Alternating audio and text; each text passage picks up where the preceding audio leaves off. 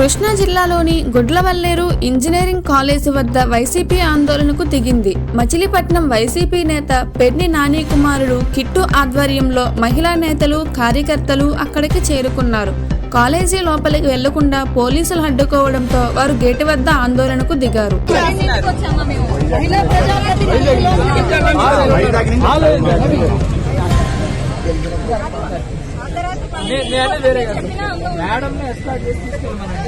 మగ పిల్లలు ఒక్కళ్ళు రారు, అందరు ఇక్కడే ఉంటారు.